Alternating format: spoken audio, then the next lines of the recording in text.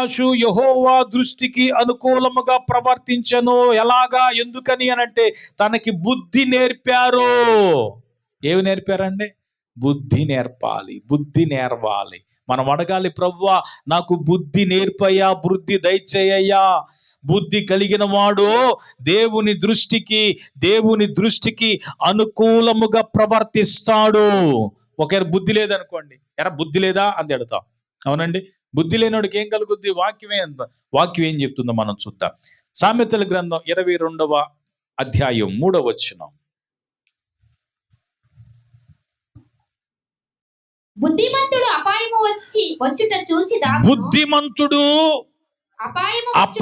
వచ్చుట చూచి ఏం చేస్తాడంటండి? బుద్ధి లేనివాడు ఏం చేస్తాడు? జ్ఞానము లేనివాడు ఆపదలో పడితే బుద్ధిమంతుడు అపాయం వచ్చుట చూచి ఏం చేస్తాడంట? ఏం చేస్తాడు? గట్టిగా చెప్పాలి. దాగుకొనును. బుద్ధిమంతుడు అపాయం వచ్చుట చూచి ఏం చేస్తాడు? దాగుకుంటాడు. ఆపదలకు ఎదిరి వెళ్ళడండి. ఆపదకి ఎదిరెళ్ళేవాడు ఎవడో? డ్రైనేజీకి ఎదిరెళ్ళేవాడు ఎవడో? పౌలుతో ప్రభు అంటాడు, పౌలా సౌలా, కత్తి మునుకొనలను ఎదురు తన్నుట అసాధ్యం అయ్యా. నువ్వు కత్తి మునుకొనలు ఎదురు తన్నుతున్నావు, తనటానికి ప్రయత్నం చేస్తున్నావు. ఆ కత్తి నేను గుచ్చుకుంటది. కూర్చున్న కొమ్మ నరుక్కునేవాడు ఎవడండి? మూర్ఖుడు,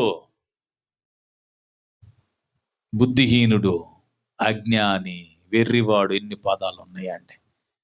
బుద్ధిహీనుడు ఆపద వచ్చినప్పుడు ఆపదలో పడిపోతాడు. బుద్ధి కలిగిన వాడు ఆపద వచ్చుట చూచి ఏం చేస్తాడండి? దాక్కుంటాడు. ప్రసంగి గ్రంథంలో రాయబడుతుంది 2వ అధ్యాయం 14వ వచనంలో, బుద్ధిహీనుడు ఎక్కడుంటాడంట? కన్నులు తలలో నున్నవి, బుద్ధిహీనుడు చీకటి యందు నడుచుచున్నాడు, అయినను అందరికీ ఒకటే గతి. చాలండి. బుద్ధిహీనుడు ఎక్కడుంటాడంట? చీకటిలో పడిపోతాడు. బుద్ధిహీనుడు చీకటిలో ఉంటాడు. చీకటి అంధకారంలో ఉండిపోతాడు బుద్ధిహీనుడు. జ్ఞానికేమో తల్లో ఉన్నాయి అంత కన్నుల్లో, మెదడులో ఉన్నాయి. అవి ప్రకాశిస్తాయి, వెలుగుతాయి. జ్ఞాన నేత్రాలు. బుద్ధిహీనుడు చీకటిలో పడిపోతాడు, ఆపదల్లో పడిపోతాడు. బుద్ధి లేనోడు అంధకారంలో పడిపోతాడు. అందుకని సామెతల గ్రంథం 7వ అధ్యాయం 7వ వాక్యంలో ఆ మాట రాయబడుతుంది చూడండి. బుద్ధి లేని పడుచు, జ్ఞానము లేని యవ్వనస్తుల మధ్య బుద్ధి లేని పడుచుడు అక్కడ ఉన్నాడంటే. జ్ఞానము లేని వారి మధ్యన, జ్ఞానము లేని మరలా చదువు. జ్ఞానము లేని వారి మధ్యను, యవ్వనుల మధ్యను బుద్ధి లేని పడుచువాడు ఒకడున్నాడు. చదవండి. సంధ్యవేళ ప్రొద్దు కుంగిన తరువాత చిమ్మ చీకటి గల రాత్రి వేళ వాడు జారస్త్రీ సందు దగ్గరనున్న వీధిలో తిరుగుచుండెను, దాని ఇంటి మార్గమున నడుచుచుండెను. అంతటా వేషము వేసుకొనిన కపటము గల స్త్రీ ఒకతే వానిని ఎదుర్కొని వచ్చెను. అది బొబ్బలు పెట్టున్నది, స్వేచ్ఛగా తిరుగునది, దాని పాదములు దాని ఇంట నిలువవు. ఒకప్పుడు ఇంటి ఎదుటను, ఒకప్పుడు సంత వీధులలోను అది ఉండును. ప్రతి సందు దగ్గర అది పొంచియుండును. అది వానిని పట్టుకుని ముద్దు పెట్టుకొనెను, సిగ్గుమాలిన ముఖము పెట్టుకొని ఇట్లనెను, సమాధాన బలులను నేను. 27వ వచనం ఒకసారి చదువుతాం. 27వ వచనం. దాని ఇల్లు పాతాళమునకు దిగిపోవు, ఆ మార్గము మరణశాలలకు దిగిపోవును. దాని ఇల్లు పాతాళమునకు పోవు మార్గము. బుద్ధి లేనివాడు ఎక్కడికి పోతాడో తెలుసా? పాతాళానికి పోతాడండి. బుద్ధి లేని పడుచువాడు చిమ్మ చీకటి గల రాత్రి వేళ తిరుగుతాడండి. ఎక్కడ తిరుగుతాడాడు? జార స్త్రీ ఉండే చోట్ల ఎత్తుక్కుంటాడంట. జాగ్రత్త సుమా, జాగ్రత్త. ఏ ఒక్కరు కూడా అంధకార సంబంధమైన క్రియలలో పాలు లేకుండా బ్రతకండి. ఎందుకంటే ఒకప్పుడు మనం అంధకార సంబంధమైన క్రియల్లో ఉన్నాం. ఆ చీకటిలో ఉన్న మనలని దేవుడు తన ఆశ్చర్యకరమైన వెలుగులోనికి ఏం చేశాడండి? ఇప్పుడు మనం వెలిగింపబడ్డాం.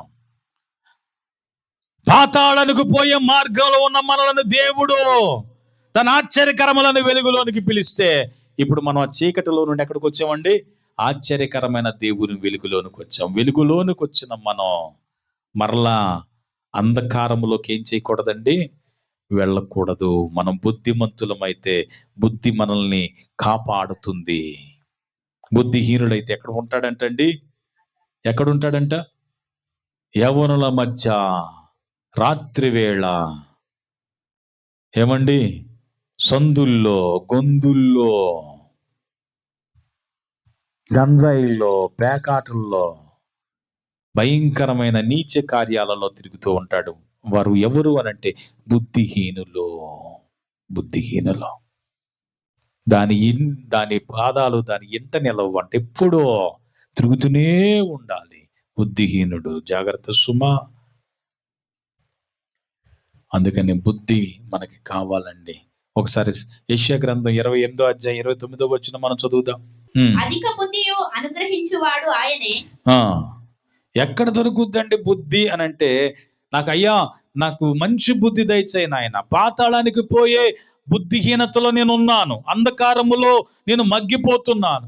అయ్యా నాకు మంచి బుద్ధిని దయచేయి నాయన. నన్ను నేను కాపాడుకునే బుద్ధి దయచేయి నాయన. ఆపదల నుండి దాగుకునే బుద్ధి నాకు దయచేయి అంటే ఆయన దగ్గర బుద్ధి జ్ఞానములు ఉన్నాయండి. ఆయన మనకు బుద్ధి నేర్పిస్తాడంట.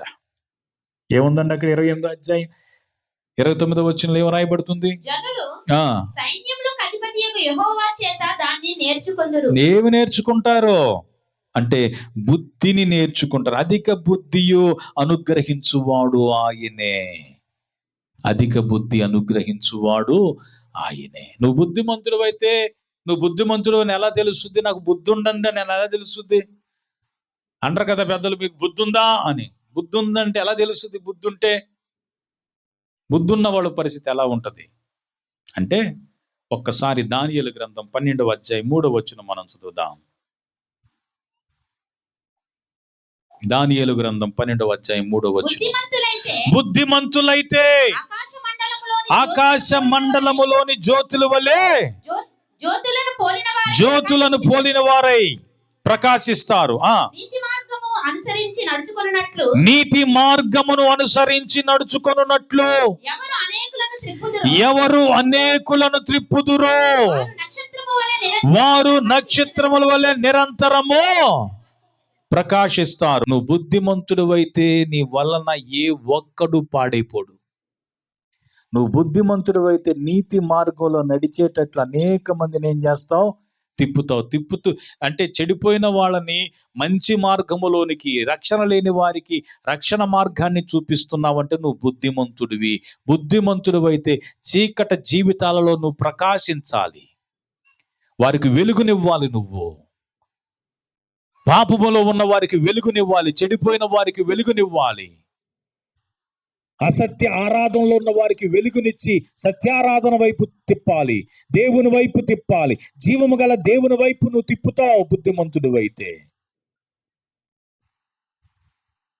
బుద్ధిహీనునైతే నా వైపే తిప్పుకుంటాను, బుద్ధిమంతుడైతే దేవుని తట్టు తిప్పుతాడు. నీతి మార్గమును అనుసరించి నడిచేటట్లుగా తిప్పాలి. నీకు బుద్ధి ఉంటే నీలో ఈ కార్యం కనబడుతుంది. నీ వల్ల ఏ ఒక్కరు అంధకారంలోకి వెళ్ళిపోరు. నీ వల్ల ఏ ఒక్కరు అంధకారంలోకి వెళ్ళిపోరు. నీ వల్ల ఒకళ్ళు చెడు నేర్చుకున్నారు అంటే నువ్వు బుద్ధిహీనుడు అని అర్థం. నీ వల్ల ఒక జీవితం ఆరిపోతుందంటే నువ్వు బుద్ధిహీనుడు అని అర్థం. నీ వల్ల ఒక జీవితం అంధకారంలో మగ్గిపోతుందంటే నువ్వు బుద్ధిహీనుడు అని అర్థం. నీ వలన ఒక వ్యక్తి చీకటిలో నుండి వెలుగులోనికి వచ్చాడు అని అంటే నువ్వు బుద్ధిమంతుడు అని అర్థం. నీ వలన పాపమును విడిచిపెట్టి దేవుని యొద్దకు వ్యక్తి రాగలిగాడంటే నువ్వు బుద్ధిమంతుడు అని అర్థం. నువ్వు బుద్ధిమంతుడు అయితే అనేకులను దేవుని యొద్దకు నడిపిస్తా, ప్రకాశిస్తా. దీన్ని బట్టి అర్థమైపోతుంది నాకు బుద్ధి ఉందా బుద్ధి లేదా అని. నేను బుద్ధిమంతున్నా బుద్ధి లేనివాడినా నాకు అర్థమైపోతుంది. బుద్ధిమంతులైతే ప్రకాశిస్తారు జ్యోతుల్లాగా. బుద్ధిమంతులైతే అనేక మందిని నీతి మార్గంలో నడిచేటట్లుగా దేవుని తట్టు తిప్పుతారు. అగ్నిలో నుండి లాగినట్లుగా లాగుతారు. ఎంతో మంది నరకంలోకి వెళ్ళిపోతున్నారండి మన స్నేహితులు, ఎంతో మంది మన బంధువులు, మన తెలిసిన వాళ్ళు, మన పరిచయస్తులు ఎంతో మంది నరకానికి పోతున్నారు. మనం ఏం చేయాలని బుద్ధిమంతులం అయితే వాళ్ళని లాగుతామండి. అలా చూస్తూ ఊరుకుండిపోయామంటే బుద్ధిహీనులు మన అర్థం. మన వంతు మనం చేయాల్సిన అగ్నిలో లాగినట్లుగా కొందరినైనా లాగి రక్షించండి అని వాక్యం చెప్తా ఉంది. అది బుద్ధిమంతులైతే చేస్తారంట. మరలా ఒకసారి ఆ మాట చదువుదాం, అందరం చదువుదామా? దానియేలు గ్రంథం 12వ అధ్యాయం 3వ వచనం. బుద్ధిమంతులైతే అందరూ ఒకేసారి చదవాలి.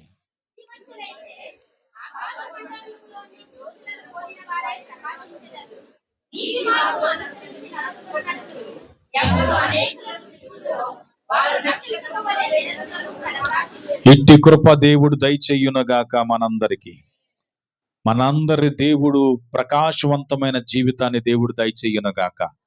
అనేక మందిని మనం నీతి మార్గములో నడిచేటట్లుగా అనేక మందిని దేవుని వైపుకు మనం తిప్పుదుముగాక.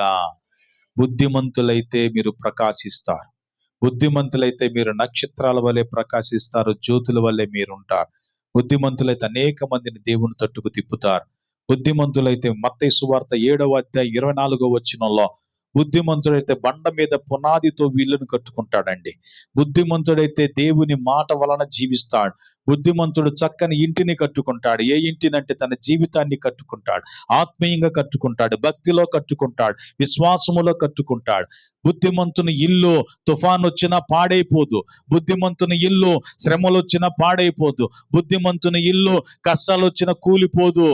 ఎందుకంటే బుద్ధిమంతుడు బండ మీద పునాది తవ్వి కట్టుకున్నాడు. వరదలొచ్చినా,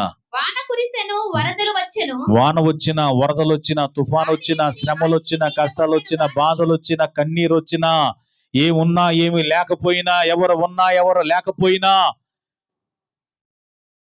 ఏమీ చెక్కు చెదరవండి. చెక్కు చెదరవు. నీ విశ్వాసం స్ట్రాంగ్ గా ఉంటుంది, నీ ఆత్మీయత స్ట్రాంగ్ గా ఉంటుంది, నీ భక్తి స్ట్రాంగ్ గా ఉంటుంది. దేవుని ప్రేమ నుండి నన్ను ఎడబాపు వాడు ఎవడు? శ్రమలైన, హింసలైన, ఉన్నవైన, లేనివైన, రాబోనవైన, అధికారులైన, దేవదూతలైన, వస్త్రహీనతైన, కరువైన, ఖడ్గమైన, ఏది నన్నేం చేయలేదు, కదిలించలేదు. దేవుని నుండి నన్ను వేరు చేయలేదు. దేవుని నుండి డబ్బు వేరు చేస్తుందా? దేవుని నుండి ఘనత లేకపోతే పేరు ప్రఖ్యాతలు దేవుని నుండి నిన్ను వేరు చేస్తున్నాయా? దేవుని నుండి ఏది వేరు చేస్తుంది నిన్ను? దేవుని నుండి ఒక మనిషి నిన్ను వేరు చేస్తున్నాడా? దేవుని నుండి నీ ఉద్యోగం వేరు చేస్తుందా? దేవుని నుండి ఏది వేరు చేయలేదు. అదే నువ్వు బుద్ధిమంతుడు అయితే బండ మీద పునాదితో కట్టుకుంటావు గనక ఏది నిన్నేం చేయలేదు, కదిలించలేదు. చాలా మంది చిన్న చిన్న వాటికి దేవుణ్ణి వదిలేస్తున్నారండి. చిన్న చిన్న వాటికే దేవుణ్ణి వదిలేస్తారు. చిన్న చిన్న బలహీనతలకే దేవుణ్ణి వదిలేస్తారు. చిన్న చిన్న కష్టాలకే దేవుణ్ణి వదిలేస్తారు. ఎందుకంటే వాళ్ళు పునాది స్ట్రాంగ్ గా లేదు. ఎందుకంటే వాళ్ళు బుద్ధిమంతులు కాదు. నేను చెప్పాల, మళ్ళీ పాస్టర్ అంత మాట అన్నారు అనుకోకండి. వాక్యం అదే చెప్పి, బుద్ధిమంతుడైతే బండ మీద పునాది తవ్వు కట్టుకుంటాడు. ఒక మనిషి వల్ల, ఒక వస్తువు వల్ల, ఒక పదార్థం వల్ల, ఉద్యోగం వల్ల, వ్యాపారం వల్ల, దేని వల్ల ఇంకో దేని వల్ల, కరువు వచ్చిందనో, ఖడ్గం వచ్చిందనో, ఆకలనో, దప్పికలనో, వస్త్రహీనతనో, ఉపద్రవమనో, ఏది దేవుని నుండి ఏం చేయలేదు, నిన్ను వేరు చేయలేదు. నీ ఆత్మీయత అంత స్ట్రాంగ్ గా ఉంటుంది నువ్వు బుద్ధిమంతుడు అయితే. అందుకనే అయ్యా నాకు బుద్ధి నేర్పు అయ్యా, నా జీవితాన్ని నిలబెట్టే బుద్ధి, నాకు బ్రతుకు నేర్పే బుద్ధి, కట్టుకునే బుద్ధి, స్థిరముగా నిలిచి ఉండే బుద్ధి నాకు దయచేయి నాయన. బుద్ధిమంతుడైతే ఏం చేస్తాడు తెలుసా? మత్తయి సువార్త 25వ అధ్యాయం. మత్తయి సువార్త 25వ అధ్యాయం. అక్కడ 10 మంది కన్యకలు ఉంటారు. పరలోక రాజ్యము 10 మంది కన్యకలు ఉంటారు. 10 మందిలో 5 దివిటీలు నూనెతో ఫుల్లుగా ఉన్నాయి, మరియు వారి దగ్గర ఇంకా కొంత నూనె ఉంది. ఇంకో 5 దగ్గర దివిటీల్లో కొంచెమే ఉంది, మరలా వారి దగ్గర నూనె కూడా లేదు. వాళ్ళ గురించి బైబిల్ అన్న మాట ఏంటంటే 5 బుద్ధి కలిగిన వారు, 5 బుద్ధి లేని వారు. బుద్ధి కలిగిన వాళ్ళు జాగ్రత్త కలిగి ఉన్నారు, బుద్ధి కలిగిన వారు ముందు చూపు కలిగి ఉన్నారు, బుద్ధి కలిగినటువంటి వారు నూనె కలిగి ఉన్నారు. సిద్ధెలలో నూనె ఉంటది, ఎప్పుడు తగ్గిపోదు. బుద్ధి కలిగిన వారు ఎప్పుడు దీపము ఆరిపోదు, బుద్ధి కలిగిన వారి దీపము ఆరిపోదు. బుద్ధి కలిగిన వారి దీపము ఎప్పుడు ప్రకాశిస్తూ ఉంటుంది, ఎందుకంటే నూనె సమృద్ధిగా ఉంటుంది. ఇదిగో ప్రభువు వచ్చినప్పుడు నువ్వు బుద్ధిమంతుడివైతే ఆయన ఎదుర్కొంటావు. ఎవరి సిద్ధెలలో నూనె ఉంటుందో వారు ప్రభుని ఎదుర్కొంటారు. ఎవరు సిద్ధెల్లో నూనె ఉంటుందంటే బుద్ధిమంతుల సిద్ధెలలో నూనె ఉంటుంది, వారు మాత్రమే ప్రభుని ఎదుర్కొంటారు. అందుకని మనం అడగాల, అయ్యా నాకు బుద్ధి నేర్పయ్యా. బుద్ధి ఏమిస్తుందండి? బుద్ధి ఏమిస్తుంది? బుద్ధి నిన్ను కాపాడుతుంది, అపాయము వచ్చుట చూసి దాగుకుండేటట్లు చేస్తుంది. బుద్ధిమంతులైతే ప్రకాశిస్తారు జ్యోతుల్లాగా. బుద్ధిమంతులైతే అనేక మందిని దేవుని తట్టు తిప్పుతారు. బుద్ధిమంతులైతే బండ మీద పునాది తవ్వి తమ జీవితాన్ని, ఆత్మీయతను, భక్తిని కట్టుకుంటారు. బుద్ధిమంతులైతే నూనెను ఎప్పుడు కూడా సిద్ధపాటు కలిగి ఉంటారు, అభిషేకాన్ని కలిగి ఉంటారు, వాక్యాన్ని కలిగి ఉంటారు, ఆత్మీయతను కలిగి ఉంటారు. వారి సిద్ధెలలో ఆత్మీయత ఎప్పుడు తరిగిపోదు, వారి బ్రతుకుల్లో ఆత్మీయత తగ్గిపోదు, వారి బ్రతుకుల్లో విశ్వాసము తగ్గిపోదు. ఏది దేవుని నుండి ఏం చేయలేదు, వారిని వేరు చేయలేదు. ఎప్పుడు ఫుల్గా ఉంటారండి, ఆత్మీయతలో నింపబడి ఉంటారు, ఆత్మీయతలో నింపబడి ఉంటారు. అందుకని దేవుని యొక్క వాక్యము సెలవిస్తా ఉంది, అయ్యా నాకు బుద్ధి నేర్పుము. ఇంకో మాట ఉంటుంది, అయ్యా నాకు యుద్ధము నేర్పుము. ఇంకో మాట ఉంటుంది, అయ్యా మేము ఏమి చేయవలనో మాకు నేర్పుము. సమయం అయిపోయింది, ఆ మాటలు 2 చదివి ముగించేద్దాం, వివరణ వద్దు. కీర్తనల గ్రంథము 144వ కీర్తన 1వ వచనము. నాకు ఆశ్రయమగు యెహోవా సన్నుతింపబడునుగాక. ఆయన నా చేతులకు యుద్ధమును, ఆయన నా చేతులకు యుద్ధమును, నా వేళ్లకు పోరాటమును నేర్పువాడు ఆయనే. యుద్ధము నేర్పేది ఎవరండి?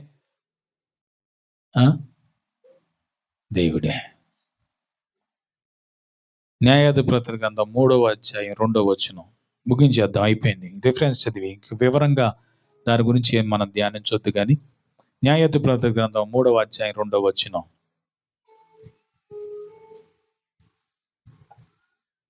ఇశ్రాయేలుల తరతరముల వారికి అనగా పూర్వము ఆ యుద్ధములను ఏమాత్రమును చూడని వారికి, యుద్ధమును ఏమాత్రము చూడని వారికి, యుద్ధము చేయ నేర్పునట్లు, యుద్ధము చూడని వారికి, యుద్ధం అంటే ఏంటో తెలియని వారికి యుద్ధమును నేర్పునట్లు యెహోవా ఉండనిచ్చిన జనులు. అదండి, కొంతమంది ఉన్నారంట, కొన్ని జనాంగాలు ఉన్నాయంట. ఎందుకయ్యా వాళ్ళు ఉంచావు అనంటే వాళ్ళకి యుద్ధము చేయ నేర్పటానికి కొంతమంది ఉంటారండి. మనకి ఎందుకుంటారు అనంటే యుద్ధము నేర్పటానికి, ఎలా ప్రార్థన చెయ్యాలో తెలియటానికి, ఏం ప్రార్థన చెయ్యాలో తెలియటానికి, ఎలా నడుచుకోవాలో తెలియటానికి. ఈ వాక్యంలో చూస్తున్నాం, కొంత జనాంగాలను ఉండనిచ్చాడంట. ఎవరండి వాళ్ళు? ఫిలిస్తీయులు, కనానీయులు, సీదోనీయులు, బయల్హెరోను మొదలుకొని హమాతునకు పోవు మార్గము వరకు లెబానోను కొండలో నివసించు హివ్వీయులను యెహోవా మోషే ద్వారా తమ తండ్రులకు ఇచ్చిన ఆజ్ఞలను వారు అనుసరించురో లేదో తెలుసుకున్నట్లు ఇశ్రాయేలీయులను పరిశోధించుటకై ఆ జనములను ఉండనిచ్చెను. ఆ జనాలని దేవుడు ఏం చేశాడంట? పౌలు అంటాడు, నా శరీరములో ఒక ముళ్ళు సాతాను దూతలాగా ఉంది అని అన్నాడు. ఎందుకు ముళ్ళు ఉందే? ఉండాలి. ఇప్పుడు యేసుప్రభు శిష్యులు ఎంతమంది? అందులో ఒకడు ఉన్నాడు. మొదటి నుంచి ఎవడున్నాడు? యేసుప్రభు వారి శిష్యుల్లో గొర్రె చర్మం కప్పుకొని ఉన్నాడు. ఎవరు? ఆ ఇస్కరియోతు యోధ, సాతాను. అతని గురించి వ్రాయబడింది, మీలో ఒకడు సాతాను అని అన్నాడు యేసుప్రభు వారు. స్వయంగా ఆయన పలుకుతాడు. మీరు పనిని ఏర్పరచుకున్న వారు మీరు 12 మంది కాదా? 12 మంది కాదా? మీలో ఒకడు సాతాను అన్నాడు. ఎందుకయ్యా మూలం ఉండనిచ్చావు అనంటే యుద్ధము నేర్పటానికి అన్నాడు. అలా లేకపోతే నీకు యుద్ధం ఏంటో తెలియదా? ఆ మంచి చెడ్డ ఏంటో తెలియకపోతే నీకు తెలీదో, చెడేదో తెలియదు. నీకు తెలియాలి. అప్పుడే మంచి విలువ తెలుస్తుంది. కష్టం వస్తే గాని సుఖం విలువ, ఆకలి వస్తే గాని ఆహారం విలువ, బాధ కలిగితే గాని, దరిద్రత వస్తే గాని సమృద్ధి విలువ తెలియాలంటే, దరిద్రత వస్తే గాని సమృద్ధి విలువ తెలియదండి. కడుపు కాలితే గాని ఆకలి విలువ, ఆహారం విలువ తెలియదు. లేకపోతే ఇంత పీల్చని పడేస్తుంటాం. కూర నచ్చపోతే వద్దు అని పడేస్తాం. కడుపు కాలితే గాని తెలియదురా నీకంట తల్లి. అవునా? ఆహారం విలువ తెలియాలి అని అంటే కడుపు కాలాలి. యుద్ధం విలువ తెలియాలి అని అంటే శత్రువులు ఉండాలి.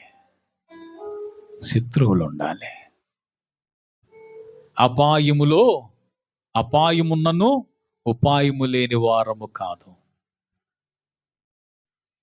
ఆపదలో ఉన్న దాన్ని తప్పించుకునే మార్గాన్ని దేవుడు చూపిస్తాడు అంటాడు పౌలు కొరింథీ పత్రికలో రాస్తూ.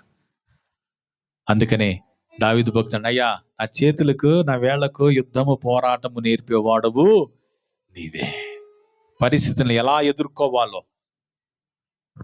సమస్యని ఎలా ఎదుర్కోవాలో, వస్తున్న కష్టాన్ని ఎలా ఎదుర్కోవాలో అన్ని ఆయన నేర్పుతాడండి. శోధనని ఎలా ఎదుర్కోవాలో నేర్పుతాడండి ఆయన. ఎంత గొప్ప సాక్షి సమూహం మేఘము వలె మనల్ని ఆవరించి ఉన్నందున, మన ముందు ఆదాం మొదలుకొని, నోవాహు మొదలుకొని, అబ్రహాం మొదలుకొని ఈనాటి వరకు ఎంతో మంది మహాభక్తులు ఉన్నారండి. ఇదంతా గొప్ప సాక్షి సమూహం. మేఘం వల్లే మనల్ని ఆవరించారు. పోరాటము కలిగినప్పుడు, సమస్య కలిగినప్పుడు, నింద కలిగినప్పుడు, వేదన కలిగినప్పుడు, కరువు వచ్చినప్పుడు, ఆకలితో ఉన్నప్పుడు, ఓటమి ఎదురైనప్పుడు, ఆపదలో మనం చిక్కబడినప్పుడు, గోతులో పడ్డప్పుడు ఆయన మనకి ఎలా వాటిని ఎదుర్కోవాలో నేర్పుతాడు. మీ చేతులకు మీ వేళ్లకు యుద్ధమును పోరాటమును నేర్పువాడు ఆయనే. ఇంకో మాట, ఆ మాటని చదివి వదిలేద్దాం. న్యాయాధిపతుల గ్రంథం 13వ అధ్యాయం 8వ వచనం. అందుకు మనోహ, నా ప్రభువా, నీవు పంపిన దైవజనుడు మరలా మా యొద్దకు వచ్చి పుట్టబోవు ఆ బిడ్డకు మేము ఏమేమి చేయవలనో దానిని మాకు నేర్పుము. ఏమి చెయ్యాలో నేర్పాలి. బిడ్డల్ని ఏమి చెయ్యాలో నేర్పాలి. ఎలా పెంచాలో నేర్పాలి. అది చాలా విషయాలు ఉన్నాయి, చాలా సంగతులు ఉన్నాయి. ఇది మీరు దేవుణ్ణి అడగండి. ఈ ఒక్క మాట, ప్రభువా మాకు నేర్పుము. ఏమి చెయ్యవలనో అది మాకు నేర్పుము. ఏమి చెయ్యవలనో అది మాకు నేర్పుము. 2 దినవృత్తాంతాల గ్రంథం 22వ అధ్యాయం 3వ వచనంలో దుర్మార్గముగా ప్రవర్తించుట నేర్పింది అన్నాడు ఒక తల్లి. ఆ మాట ఒకసారి చదువుదామండి. తల్లి, అమ్మ మీరు చదవండి గబగబా. 2 దినవృత్తాంతాల గ్రంథం 22వ అధ్యాయం 3వ వచనం. దుర్మార్గంగా ప్రవర్తించుటకు అతని తల్లి అతనికి నేర్పించుచు వచ్చెను. అంటే కొంతమంది తల్లులు ఉంటారంట, ఏం నేర్పుతారంటండి? ఎలా అబద్ధాలు ఆడాలో, ఎలా మోసము చేయాలో, ఎలా అన్యాయము చేయాలో, ఎలా దోచుకోవాలో, నాన్న జేబులో డబ్బులు ఎలా లేపేయాలో, ఎలా జనాల్ని మభ్య పెట్టాలో, బహు దుర్మార్గముగా ప్రవర్తించుట నేర్పిందంట ఒక తల్లి ఒక రాజుకి. రాజు అండి, కాబోయే రాజు.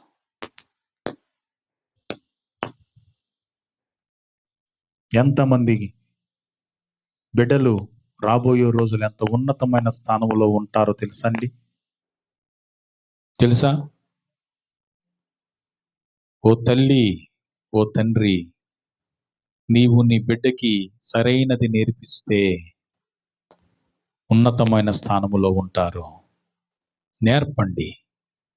బాలుడు నడవవలసిన త్రోవను వానికి నేర్పండి. ప్రార్థించుట నేర్పండి. విశ్వాసమును ప్రయోగించుట నేర్పండి. నేర్పండి. సమూయేలుకు తల్లి నేర్పింది. యెహోవాకు మ్రొక్కుట నేర్పింది.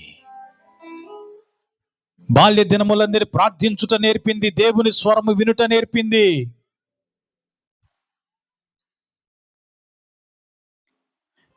తిమోతి వాళ్ళమ్మ తిమోతికి చిన్ననాడే విశ్వాసము నేర్పింది.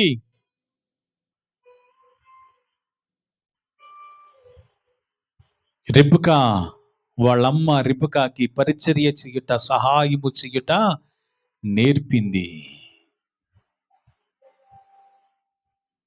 ఎలియాజరు వచ్చి అడగగానే నీకు మాత్రమే కాదు నీ ఒంటిలకు కూడా నీళ్లు పోస్తాను. ఆ దీనత్వం ఎక్కడి నుంచి వచ్చిందండి? తల్లి నేర్పిందండి. తల్లి నేర్పింది. ఈ రోజున ఇతరులకి గౌరవించటం నేర్పట్లేదు. తల్లిలో మర్యాద నేర్పాలి. పిల్లలు, మీరు మర్యాదగా మాట్లాడుతూ నేర్చుకోవాలి. పెద్దల్ని గౌరవిస్తూ మాట్లాడుతూ నేర్చుకోవాలి. లేకపోతే మూతి మీద 4 పడతాయి. క్రమశిక్షణ నేర్చుకోవాలి.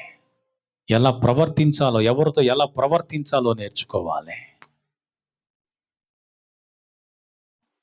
నేర్పాలి. నేను నేర్పలేని నాడు నేను తండ్రిగా ఏమైపోయానో ఫెయిల్, ఓడిపోయిన వాడిని అవుతాను. ఓడిపోయిన అవుతాను. ఎందుకంటే సామెతల గ్రంథంలో రాయబడుతుంది, జ్ఞానం కలిగిన వాడి కంట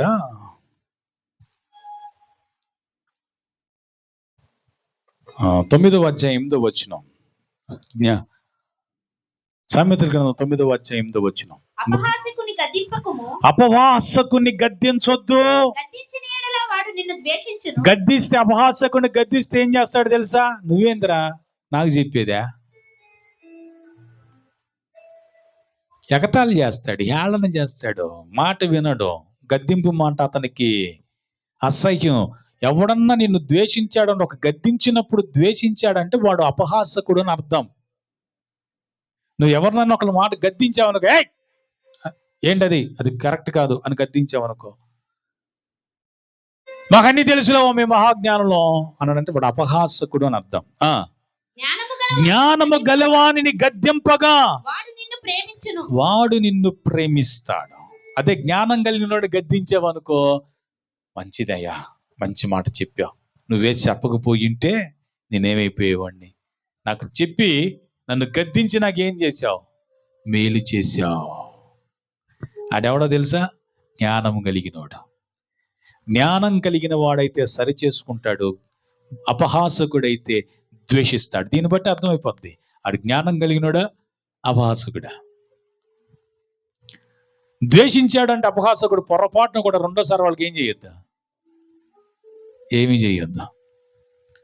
అదే నువ్వు గద్దించినప్పుడు లోబడి నిన్ను ప్రేమించాడు అనుకోండి, ఓ వీడి జ్ఞానం కలిగినాడు, వీడికి ఎన్నైనా చెప్పొచ్చు. దీన్ని బట్టి అర్థమైపోద్ది ఏంటనేది. దాన్ని బట్టి మనం డిసైడ్ అయిపోవాలంతే. మనము వాక్యంలో రాయబడుతుంది, మాకు నేర్పుమాయా, వారికి ఏం చెయ్యాలో నాకు నేర్పుము, మా కుటుంబానికి ఏం చెయ్యాలో నేర్పుము, సంఘానికి ఏం చెయ్యాలో నేర్పుము, కాపరికి ఏమి చెయ్యాలో నేర్పుము, మేము పనిచేసే స్థలాలలో యజమానులకి మేము పని ఎలా చెయ్యాలో నేర్పుము, ఉద్యోగం ఎలా చెయ్యాలో నేర్పుము. కొంతమంది చేసే పనులు ఎలా చేయాలో వాళ్ళకి తెలియదు. అడగాలి, అయ్యా ఎలా చేయాలో నేర్పయ్యా, ఇది ఎలా చేయాలో మాకు అర్థం కావట్లేదు నేర్పయ్యా, ఈ పరీక్ష ఎలా రాయాలో నేర్పయ్యా, ఈ సబ్జెక్ట్ అర్థం కావట్లా మాకు అర్థమయ్యేటట్లు నేర్పయ్యా, ఆ వివేచన జ్ఞానం ఇవ్వయ్యా. బాంబే నుంచి, ఢిల్లీ నుంచి, వేరే వేరే దేశాల నుంచి టెక్నీషియన్స్ పిలిపించారు. అందరూ వచ్చారు, ఎంతో ప్రయత్నాలు చేశారు, ఏమీ కాల. కొన్ని రోజుల పాటు, కొన్ని నెలల పాటు అది ఆగిపోయిందండి. అప్పుడు ఈయన ప్రార్థన చేసుకున్నాడు, నాకు ఒక్క అవకాశం ఏంటని బతిలాడుకున్నాడు. ఒక్క అవకాశం. అది తెలిసిన వాళ్ళ ద్వారా అక్కడికి వెళ్ళాడండి. తెలిసిన వాళ్ళ ద్వారా అక్కడికి వెళ్ళాడు. ఒక్క అవకాశం ఇప్పించాను. అవకాశం ఇప్పించాడు. అవకాశం అతనికి దొరికింది. మోకాళ్ళేసి ప్రార్థన చేస్తున్నాడు, అయ్యా దీన్ని ఎలా చేయాలో బాగు చేయాలో నాకు నేర్పుమో, ఎలా బాగు చేయాలో నాకు నేర్పుమో. తల్లి ఒంటి నెట్టాడి ఇంట్లో మోకాళ్ళేసి ప్రార్థన చేస్తా ఉంది. ఇక్కడ మిషన్ దగ్గర, పాడైపోయి మిషన్ దగ్గర మోకాళ్ళేసి ప్రార్థన చేసి, అయ్యా ఈ సమస్యను ఎలా పరిష్కరించాలో నేర్పుమో, ఎలా ఎదుర్కోవాలో నేర్పుమో, ఎలా అధిగమించాలో నేర్పుమో అని ప్రార్థన చేశాడండి. పరిశుద్ధాత్మ దేవుడు మాట్లాడుతున్నాడు. లోపల చేయి పెట్టి, ఆయుల్ లోపల చేయి పెట్టి ఒక చిన్న బోల్ట్ ఉంటుంది, దాన్ని బిగించాడు. చిన్న బోల్ట్ జస్ట్ బిగించాడు, స్టార్ట్ అయిపోయింది. దేవునికి మహిమ కలుగునుగా.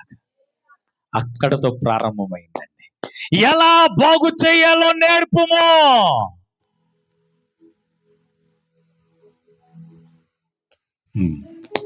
ఎలా సమస్యను పరిష్కరించాలో నేర్పు, మీ కష్టాన్ని ఎలా ఎదుర్కోవాలో నేర్పము. బెదిరిపోవద్దు, కృంగిపోవద్దు, వేసారిపోవద్దు, వెనకడుగు వేయొద్దు, ఎలా ఎదుర్కోవాలో నేర్పుము అని అనగా. అందరికి వస్తాయండి బాధలు ఏమన్నా, బహువృద్ధుల వరకు కూడా బాధలు ఉన్నాయి. కానీ ఎలా ఎదుర్కోవాలో మనం నేర్చుకోవాలని అడగాలి దేవుణ్ణి. ఎలా అధిగమించాలో నేర్పయ్యా.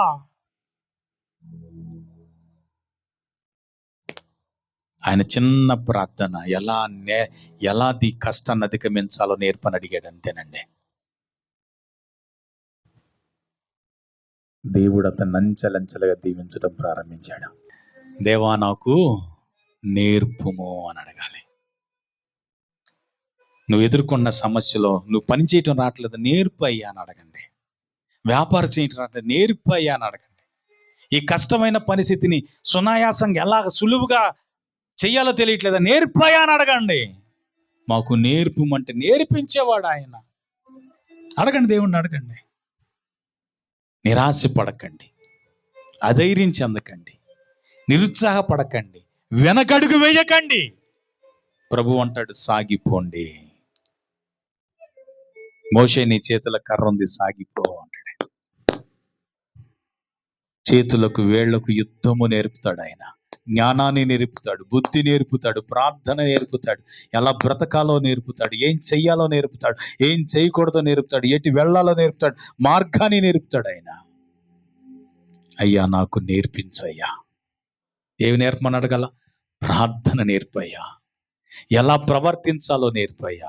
ఏ మార్గములో వెళ్ళాలో నీ మార్గము నాకు నేర్పయ్యా. నాకు జ్ఞానము నేర్పయ్యా. మంచి బుద్ధి, మంచి వివేచన, మంచి జ్ఞానము నేర్పయ్యా. ఏమడగలండి? ఎలా యుద్ధము చెయ్యాలో, నా చేతులకు యుద్ధము పోరాటము నేర్పయ్యా. దీన్ని ఎలా చెయ్యాలో మాకు నేర్పయ్యా అంటే ఆయన ఏం చేస్తాడండి? ఏం చేస్తాడు ఆయన? నేర్పిస్తాడు.